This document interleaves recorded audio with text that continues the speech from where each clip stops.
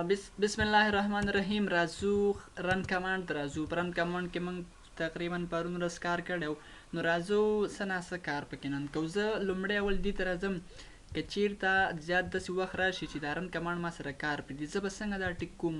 نو رالم رن کمانډ ته رالم. رن کمانډ ته چې رالم ګوره زه اوس تاسو ته یو طریقه ښیم چې دا رن کمانډ موږ سره څنګه کار پرېږدي. زه مې دلته راغلم دلته ورته ولیکل چې gpedit.msc دغه نوم ګوره ښه په سکرین باندې ښکاري. دغه نوم مې ورته ولیکو. دا مې انټر کو. چې انټر مې کو دا ساحه مې لږ شان داسې پول کړله او دلته رالم اډمنسټریټیو ټمپلیټ باندې مې ډبل کلیک وکړو. دلته دا سټارټ دا رن کمانډ چې دی دا موږ سره په سټارټ مینو کې ګوره سټارټ مینو کې دلته یې مطلب دا سټارټ مینو کې دی. نو زه رالم دلته مې په سټارټ مینو باندې کلیک وکړو. کله چې کلیک کړو دلته به تاسو راشئ. دلته به تاسو کیبورډ نه پریس کړئ آر به تاسو پریس کړئ او پیدا به کوئ ریموف رن به تاسو پیدا کړئ. ګوره زه به دلته وګرځم ریموف رن کمانډ پسې ریموف رن چېرته دی ریموف رن remove notification او remove چې څنګه نه پیدا کېږي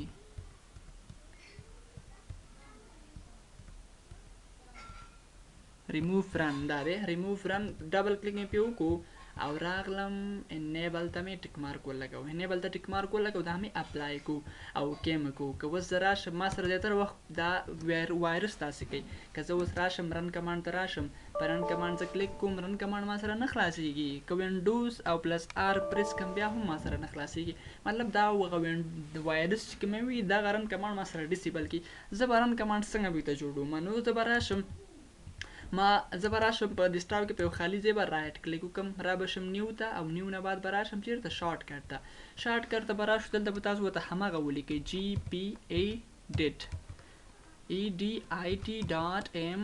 gpedit.msc په قلار مې دلته ټایپ کو چې تاسو ته هم پته ولګي. دا مې نیکسټ کو بس به فینش که دا شارټ کټ ما سره په ډیسکټاپ باندې جوړ شو. په همدې باندې به ډبل کلیک وکړي او رالی ګوره gpedit ته راوستي اډمنسټریټیو ټیبلیټ ته به راشي سټارټ مینو ته به راشي. سټارټ مینو نه بعد دلته ریموف رن پیدا کړي ریموف رن دا دی ریموف رن ډبل کلیک به پې وکړي. دا انیبل په ځای به ناټ کنفیګر واخلي اپلای به یې کړي اوکې به یې کړي. نو رن کمانډ به تاسو سره پراپرلی او په ښه شکل سره ورک کار شروع کړي. دا د رن کمانډ د جوړولو طریقه وه. بله خبره زه به د خپل کمپیوټر نه څنګه مطلب اضافه فایلونه انوانټډ فایلونه مطلب ډیلیټ کوم هغه به زه به څنګه کوم.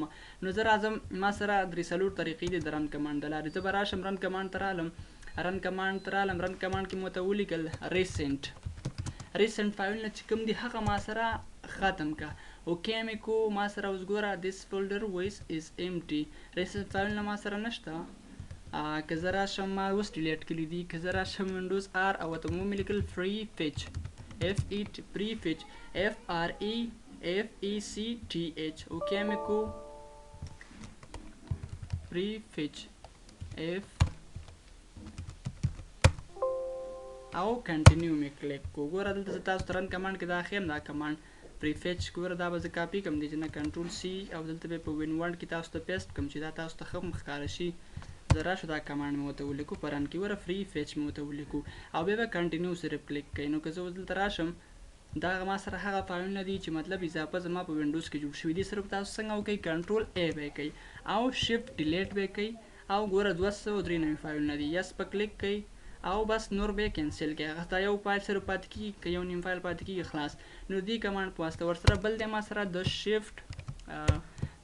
شفټ 15 به پریس کوئ پرسنټیج علامه بیا ټیمپ ولیکئ او بیا شفټ 15 او بیا به اوکې کوئ. اوکې به کوئ دغه فایلونه به هم کنټرول A کوئ شفټ ډیلیټ به کوئ او یس به کوئ. دا فایلونه هم ما سره ډیلیټ شول. ورسره بل کمانډ دی چې وینډوز آر به پریس کوئ صرف ټیمپ ولیکئ اوکې به کوئ دا هم کنټرول A کوئ شفټ ډیلیټ کوئ او یس کوئ دا هم نور کینسل کوئ. نو دا هغه فایلونه وشي موږ سره په حافظه کې هسې ځای نیولې وي. نو هغه فایلونه ما ډیلیټ کړل. یو پریفیچ په نوم کمانډ دی بل ریسنټ په نوم دی بل شفټ 15 ټیمپ او شفټ 15 او بل دی ټیمپ په نوم. دغه څلور واړه کمانډونه به تاسو په رن کې ولیکئ او بیا به یې اپلای کړئ. بل د رن کمانډ دی موږ سره که زه راشم رن کمانډ ته راشم او رن ته رالم ته مې ورته ولیکل msconfig مې ورته ولیکو څه مې ورته ولیکو رالم رن کمانډ ته رالم. دا کمانډ به هم تاسو ته زه کاپي کړم. دا مې نه کاپي کو او رالم MS Word ته رالم. دلته مې ولیکل دا مې په رن کمانډ کې ولیکو msconfig دا مې ولیکو او رالو ما سره داسې یو نوی وینډوز راښکاره شوه. نوی وینډوز کې به تاسو راشئ بوټ ته به راشئ. بوټ ته به راشئ او دلته به په ایډوانس اپشن باندې کلیک کړئ. دلته ما سره اولنی اپشن دی نمبر اف پروسیسر. نمبر اف پروسیسر ته به تاسو ټیک مارک آن کړئ. دلته به زما کمپیوټر چې دی یو پروسیسر یوز کوي، خو زما کمپیوټر چې دی کور آی 5 دی، مطلب 4 پروسیسر لري. تاسو به 4 انتخاب کړئ او دلته به میکسیمم میموري چې څونه ده 4096 ده، لکه 1 جی بي چې کېږي 1040 MB کېږي، نو هغه ټوله میموري به مې اضافه کړي. دا به تاسو اوکې کوئ او دا به اپلای کوئ او صرف کمپیوټر به یو ځلې تاسو ورته ریسټارټ کړئ. چې تاسو ریسټارټ کړئ نو تاسو کمپیوټر به ډېر فاسټ او ډېر په چټکۍ او تیزۍ سره کار کوي. که دا زه اوکې کړم، ګوره ماته وایي ریسټارټ، خو زه ایګزیکټ ویداوټ ریسټارټ زه اوس نه ریسټارټ کوم. تاسو کمپیوټر به ډېر په چټکۍ او تیزۍ سره کار کوي. راځو رن کمانډ کې چې بل دی، بل اپشن به زه بله ویډیو کې وکړم.